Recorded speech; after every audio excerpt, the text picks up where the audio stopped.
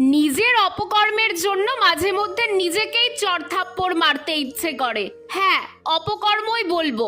এক জিনিস এতবার হয় আমার সাথে, তাও আমার শিক্ষা হয় না।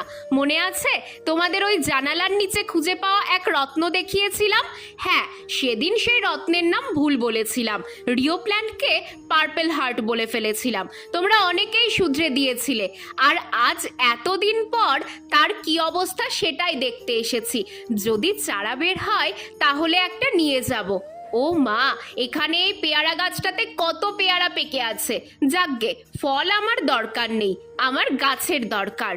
কিন্তু চারা তো দূরের কথা, এখান থেকে তো গাছটাই ভ্যানিশ।